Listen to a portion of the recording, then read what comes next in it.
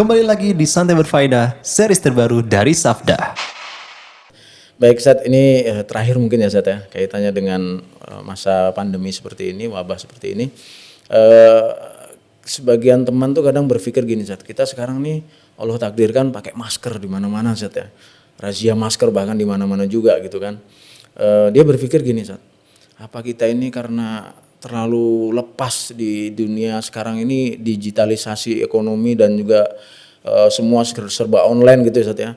Terkadang Yun Sewu ngetik itu juga sembarangan, bikin status itu yang serampangan gitu. Mungkin dia berpikir gini, mungkin kita ini ditakdirkan Allah pakai masker ini karena lisan kita ini juga kotor gitu di dalam baik itu bikin status. Nah, maksud saya gini di masa seperti ini boleh nggak seorang muslim itu mengkritisi kayak Yun Sewu terakhir kan ada tentang ini yang presiden suatu negara. Nah, itu mengatakan bahwasanya Nabi kita menjelek-jelekkan Nabi Muhammad SAW gitu loh Ustaz. Nah, bagaimana seorang muslim menyikapi medsos seperti ini? Apakah kita juga ikut bersuara? Karena kan kita juga punya ini kan Ustaz, punya rasa marah kalau Nabi kita dihina gitu loh Ustaz. Nah, itu bagaimana Ustaz di kehidupan kita sehari-hari? Apakah kita juga ikut mencela presiden suatu negara tersebut sebagai bentuk wujud pembelaan kita terhadap Nabi? Nah, itu bagaimana tuh Ustaz?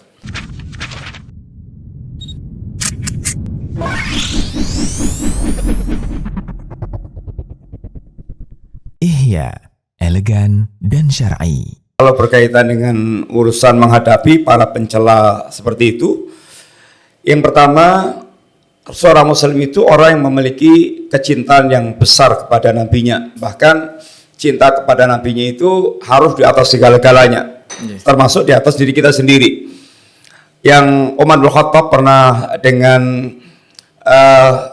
tulus atau polos menyampaikan pada Nabi, "Ya Rasulullah, la anta ahabbu ilayya min kulli syai' ila nafsi." Ya Rasulullah, sungguh Anda lebih aku cintai di atas segala-galanya kecuali kepada diriku sendiri. Kata Nabi, "La ya Umar, hatta akuna ahabba ilaik min nafsik." Sampai aku lebih kau cintai bandingkan dirimu sendiri. Kata Nabi, kata Umar, "Al-an ya Rasulullah, la anta ahabbu ilayya min nafsi." Sekarang ya Rasulullah, aku cintai kau lebih di atas diriku. "Al-an ya Umar, sekarang ya Umar, kau telah sempurna iman kamu." Di sini seorang muslim menjadikan Nabi adalah di atas segala-galanya termasuk dirinya sendiri. Dan Allah pun mengatakan, "An-nabiyyu awla bil mu'minina min anfusihim." Nabi itu harus lebih diutamakan di atas diri orang mukmin. Ini yang pertama. Yang kedua, para salaf kita dalam mengajarkan kecintaan kepada nabinya itu bahkan sejak anak-anak, seperti mengajarkan Quran, sehingga ibaratnya kata orang Jawa itu ngoyot, kecintaannya kepada nabinya itu ngoyot.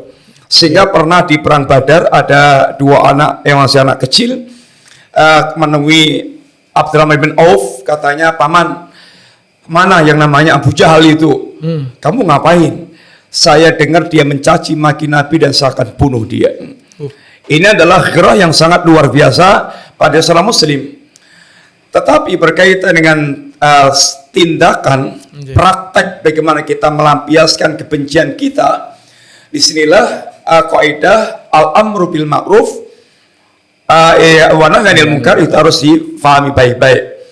Dalam masalah beramar ma'ruf munkar itu tidak sembarangan. Sebagaimana jihad tidak sembarangan, sebagaimana juga kita ibadah yang sangat besar amar ma'ruf nahi munkar itu tidak boleh sembarangan. Dalam kaidah para ulama, kalau nahi munkar kita itu menghilangkan kemungkaran sehingga akan mendatangkan maslahat, itu wajib melakukannya. Kalau akan kalau akan mengurangi kemungkaran walaupun nggak semua, maka juga wajib melakukannya. Kalau 50-50, artinya kemungkinan antara lenyapnya kemungkaran kemudian timbulnya kebaikan itu 50-50 masih belum jelas, itu adalah majal istihad. Bagaimana istihad dia mengamati atau mengadakan analisa mana nanti kira-kira itu yang terbaik. Baik.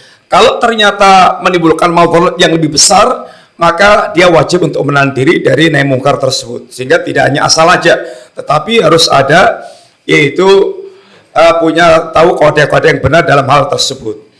Adapun asalnya kita wajib untuk membenci dan betul-betul memiliki kebencian yang membara terhadap orang mereka mencaci maki Nabi kita yang mulia sallam. Dan dalam hukum Islam para ulama, mencaci maki Nabi itu beda dengan mencaci maki Allah. Kalau mencaci maki Allah taubat bisa diterima, tapi mencaci maki Nabi taubatnya itu diterima nggak diterima dia dibunuh. Di antaranya kalau bicara masalah hukumnya di antaranya seperti itu. Tapi ini kembali kepada ini maslahat mabarat dan berkaitan dengan keberadaan penguasa yakni kaum muslimin.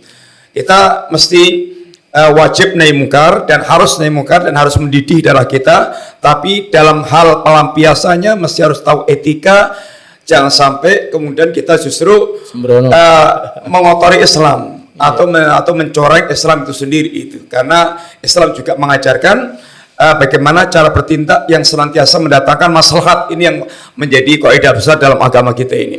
Baik, Masya Allah.